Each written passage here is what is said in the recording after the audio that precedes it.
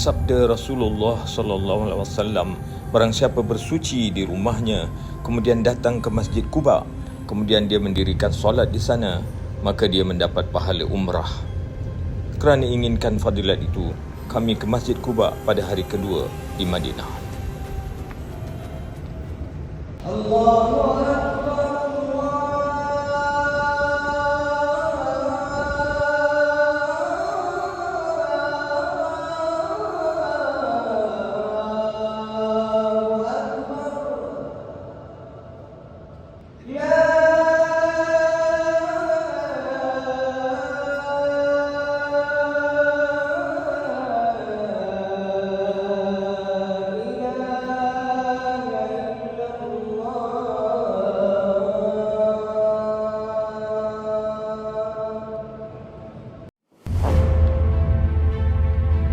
Dr. Rahim ni dia suka meredah.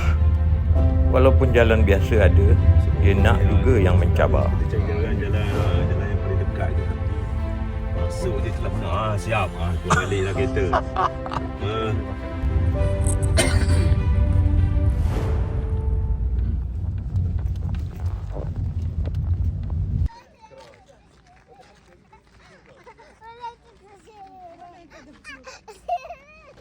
Di mana ni? Mana lagi? Kita di atas Gunung Uhud. Jabal Uhud berketinggian 1000 km. Boleh didaki dengan berjalan kaki atau dengan kenderaan sewa khas. 40 rial sekepala. Okey, Dr. Rahim ni telah paksa kita orang panjat bukit Uhud.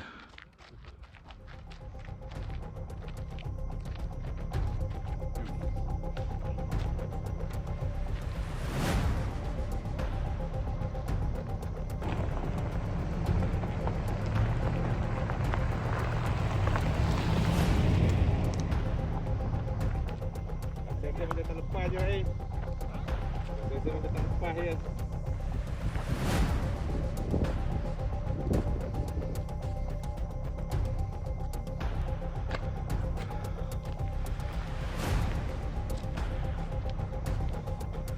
Perjalanan mendaki bukit Uhud.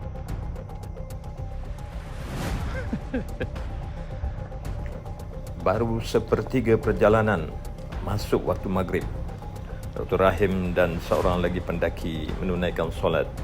Yang lain-lain ambil peluang berehat kerana nak jamak takhir Isyak nanti. Sami Allah. Allahu Akbar. Allahu Akbar. Sewaktu meneruskan perjalanan, berhenti sebuah kereta sewa mengambil kami kerana hari telah gelap dan katanya tidak dikenakan bayaran. Alhamdulillah.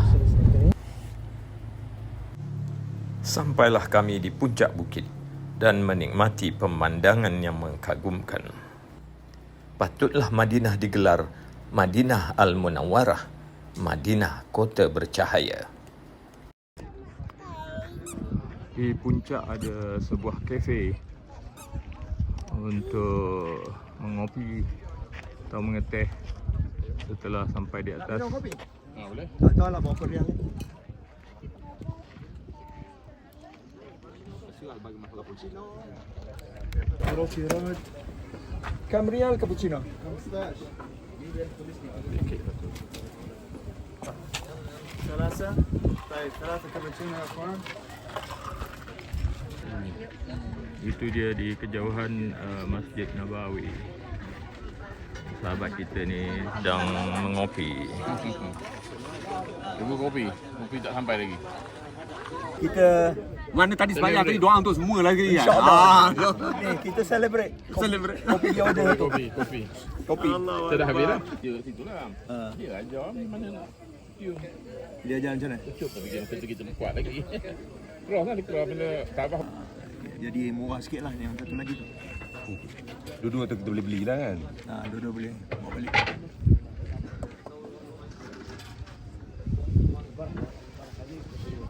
Best ni situ.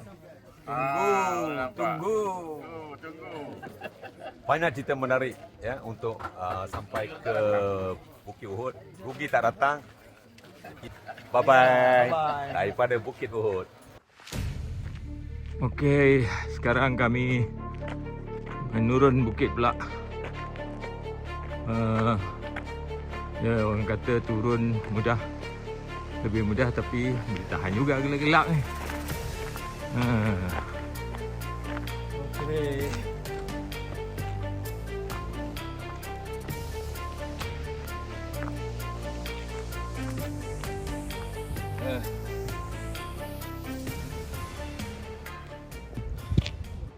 Alhamdulillah, untuk menurun ni Alhamdulillah sampai. Boleh tahan juga, menurun lebih menyakitkan, boleh teruk sikit daripada naik tadi. Dan masa turun ni tak ada bantuan, kena gedah semua. Anyway, Alhamdulillah